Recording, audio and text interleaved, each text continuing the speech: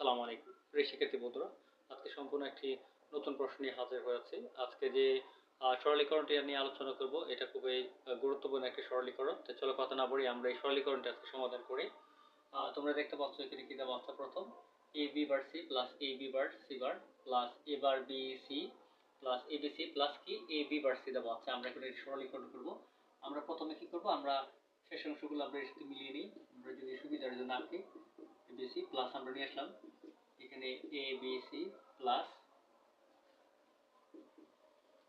A b bar c bar plus a b bar c. আমরা এই অংশটাকে শেষে নিয়ে আসবো আমাদের সরলীকরণ সহজ হওয়ার জন্য। এই যে আমরা এতটুকু রাখলাম। এরপর আমরা কি করবো, দেখো এখানে কমন আছে কি, এখানে আছে, এখানে আছে, এখানে বি আছে, এখানে বি আছে, তাহলে এ বি কমন হয়ে থাকবে c bar plus c plus এখানে কি কমন আছে, এ কমন আছে, বি বার কমন আছে, থাকবে c bar plus c plus শেষে থাকবে কি অবশিষ্ট থাকবে এ বার বিসি।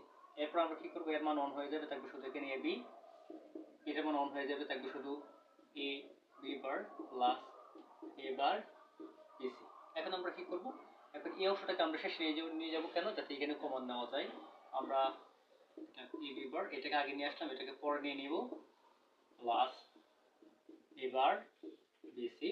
এখন যদি আমরা কমন নিই, কি কমন আছে দেখো, এখানে কমন আছে কি আছে, এখানে বি আছে, এখানে বি আছে। আমরা যদি বি কমন নিয়ে থাকবে এ প্লাস এবার কি আছে এখানে, এবার সি থাকবে। তো আমরা এখন কি করব, প্রথম অংশ ঠিক রাখবো প্লাস এটার অংশ সমান হয়ে গেছে, এটাকে সূত্র পড়ে গেছে, বিভাজনের সূত্র পড়েছে। আমরা এখন কি করব, এটাকে সরাসরি লিখে ফেলবো